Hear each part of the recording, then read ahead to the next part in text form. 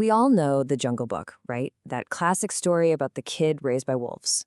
But what if I told you it's actually about so much more? We're talking power, politics, and the unwritten rules that kind of hold our entire world together. Yep, that's exactly what we're going to do. We're going to look past the friendly bear and the wise panther to find what's really going on.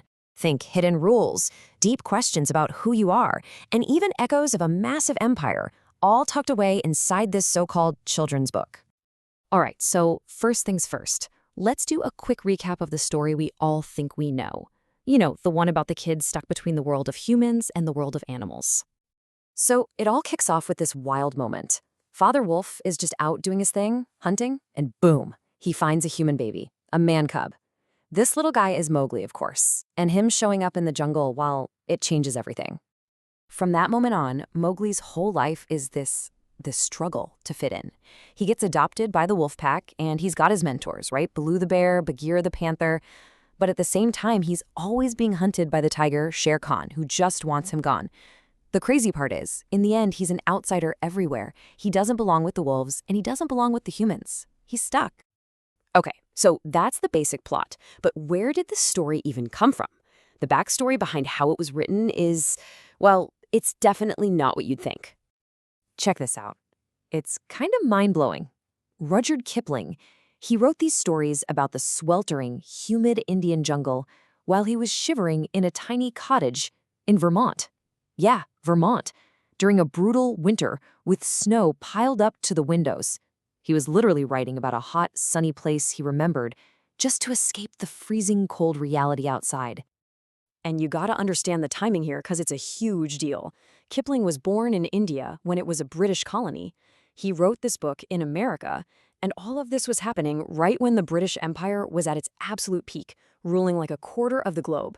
So yeah, that whole imperial mindset, it's all over this book, even if it's not obvious at first. Funny thing is, Kipling himself said, hey, I'm just trying to write a nice book for kids. He said he wasn't trying to create some grand new philosophy for how we should all live. But a lot of people would say that's exactly what he did, that he basically laid out a blueprint for society right there in his stories. And this brings us to the absolute core of the book. See, when we hear Law of the Jungle today, we think of total chaos, right? Survival of the fittest, dog eat dog. But in Kipling's story, it's the complete opposite. The law of the jungle isn't about chaos, it's about order, a really strict code that everyone has to follow. I mean, listen to this. The whole idea is that the law is unbreakable and it's all about the group. It's not about being the strongest wolf. It's about how the strength of the pack is the wolf and the strength of the wolf is the pack. It's all about community, duty, and frankly, knowing where you fit in the grand scheme of things. And this law covers everything. Take the water truce, for example. When there's a drought, the law calls a ceasefire at the river. That means predators and prey can drink right next to each other. No fear. Why? Because the law says the survival of the entire jungle is more important than one tiger's dinner. It's basically a social contract for animals. So if the wolves are all about order, what's the opposite? Well, Kipling gives us a perfect example, the Banderlog, the monkey people.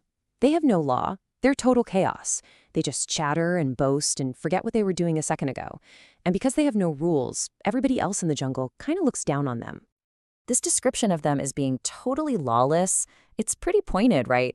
It's made people wonder for over 100 years, who were the monkey people really supposed to be? A lot of critics think the whole book is an allegory for the British Empire. In that view, the wolf pack, with its strict law, is the civilized society that Kipling and other Victorians admired. And the Banderlog, the monkey people, well, they're meant to represent societies that were seen as disorganized or lawless, basically anyone without that same kind of rigid structure. So, okay, you've got these huge themes floating around, order versus chaos, the whole empire thing. But the real reason this story has stuck with us for so long, it's because it brings all that big stuff down to a really personal level.